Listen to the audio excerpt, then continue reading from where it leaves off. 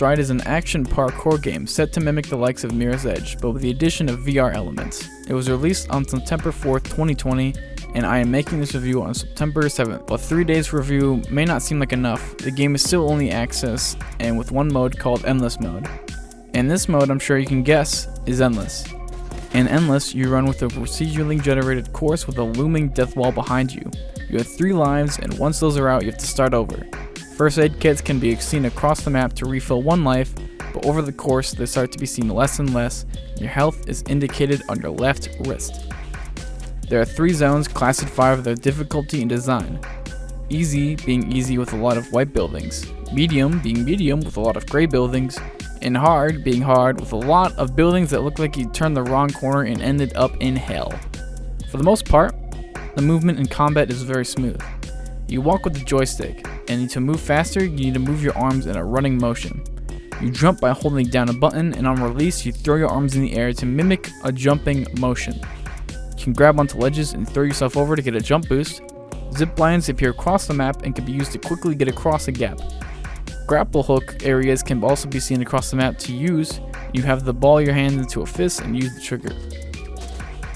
There's a button for slow motion in which time slows down to give you an edge over enemies, hard to reach parkour spots, or just for simply panic mode. You have a gun on your chest that can be taken out at any time, has a bullet counter on the handle, and can be reloaded by pointing the muzzle to the ground. Enemies have a sound cue that goes off before they spawn so you know when to look out and take your pistol. While your pistol is in your hand, you can't climb with that hand. Enemies have a 1 to 2 shot kill and have a different sound for when they are headshot, which is very nice to know. I'm going to start with the positives and then move on to what I think the game lacks in. One thing I really like is that the gun has a nice dynamic to it. Being able to take it out anytime is good, and it restricting your ability to climb is a great trade-off. It makes you think while running. Like, do I want to keep my gun out in case an enemy spawns it out already? Or do I want to focus on the death wall behind me and move as quickly as I can to try to avoid it? Climbing, jumping, grappling, ziplining are all great for the most part, and they work fantastically smooth and gives an incredible immersion to the game that most VR games have trouble even capturing. Sliding in this game isn't pressing a button and having the game do it for you. The game will make you crouch while running to perform a slide, and I just love it. Combined with the hands moving in order to run, it's a great system, and after an hour or two, it really starts to make you feel like you're doing a workout. Sniper combat is very fair. Snipers will have this massive laser sight flash into your eyes before they shoot, giving you enough time to be able to duck, weave, or even run past to avoid their shots. One thing I note that I found that may be a problem in the future is that the gun can be used as a shield to cover your face so you never take damage. The leaderboard and the score system is a great way to show off your progression and give you a competitive edge to the game, making you able to compare with your friends to see how they are doing and how you're doing. The visual HUD is completely clear. The only thing to note about a HUD is that your health bar is on your left wrist. Other than that, the screen is completely clear for you to focus on jumping, running, and shooting. Although I do feel this game is great, I'm gonna start to move on to some of the negative problems that make this game not have the best rating for me personally. Enemy combat music isn't something I feel this game needs.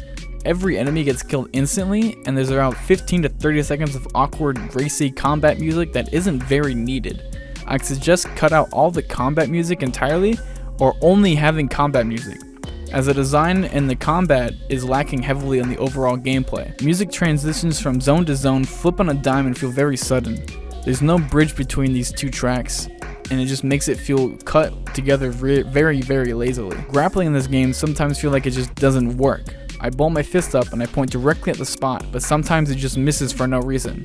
Wall running is also a hit or miss.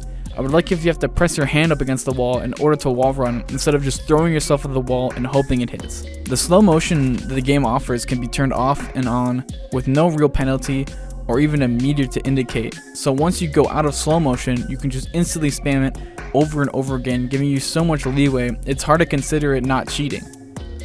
Ziplines give you a massive boost, but after that, if you jump off a zipline, it's like you just hit a random e-brake in the momentum.